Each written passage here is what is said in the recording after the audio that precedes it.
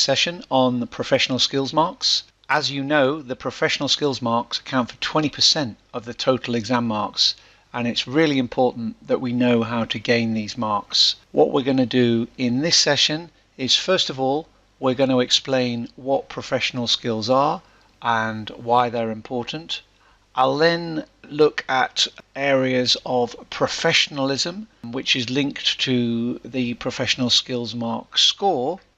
And then finally, I'll go into quite a bit of detail on what we need to do to make sure that we get all the marks for each skill, and explain the typical mindset that you need to apply when asked for a particular actions to be taken. Next one we're going to look at is skepticism. This is a really great skill that an accountant needs, and wherever you work, don't take things at face value. To me, skepticism is to do with questioning, probing, challenging. Look at the verbs that are in the question, and when someone says something in a meeting or a paper, you don't just take that at face value.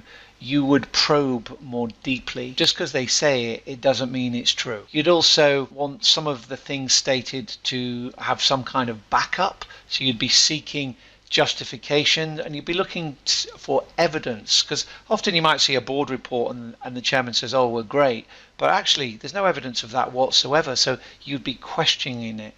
And also, a skeptical person is someone who challenges, and it's not that you're being rude. Challenge in a professional and courteous way, but it's your job really as an accountant to challenge things and try to find the reasons behind it. So when you see skepticism, think about probing, questioning and challenging. It's not going to be just enough to say something's questionable or it's a weakness. An essential component of being skeptical is to provide evidence that's going to support the 5 professional skills. Quick reminder: skepticism, commercial acumen, analysis, communication and evaluation.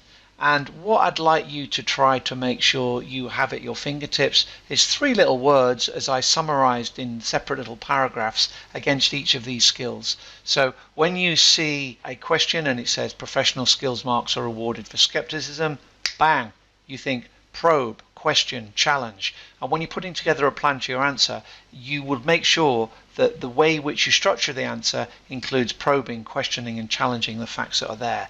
Commercial acumen: you'll show awareness of the broader environment, you'll use judgment and you'll use insight. In terms of analysis, you'll investigate, you'll inquire, you'll consider, you'll look at all the different information. When we're communicating, we'll inform, we'll persuade and we'll clarify. And when evaluating, we will assess all the facts, appraise them and then come to a balanced conclusion. And just one final thing, as I explained when talking about general professionalism, in the area of communication, it's really important to watch out for this one. And even if communication is not a specific professional skill being assessed in the requirement, full professional marks can't be awarded if your answer is not presented in a specified format. For example, a report to the board of directors, and markers are going to be looking for good, strong and effective communication in every answer to demonstrate strong professionalism in all answers. So just don't forget about that one.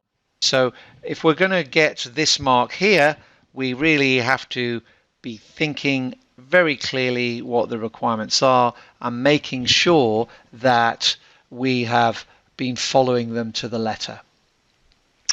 Okay, so I've got some sample answers that I want you to look at as part of the exercise as I explain in the notes.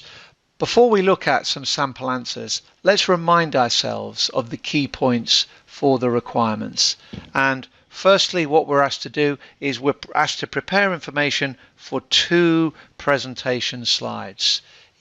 Also, we have to include relevant bullet points in those slides, and we also have to include supporting notes.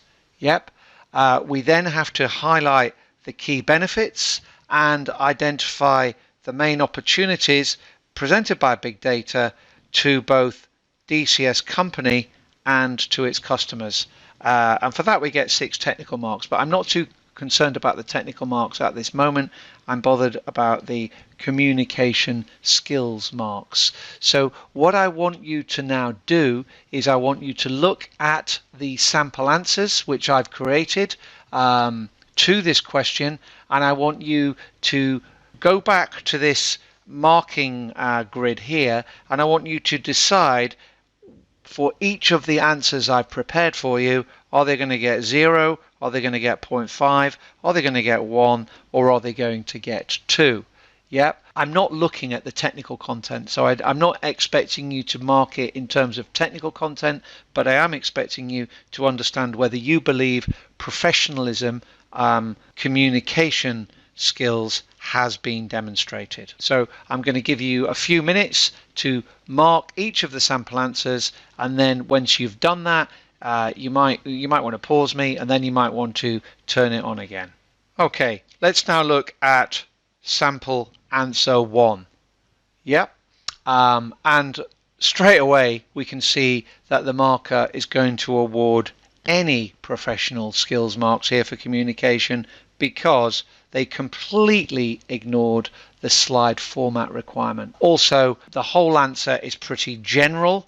Yep, so it's fairly general in the tone it uses, and yeah, the second part, no slide, and there's not really any persuasive language going on or a strong coherent argument. So if I was awarding marks for this one, I'm going to give it a bit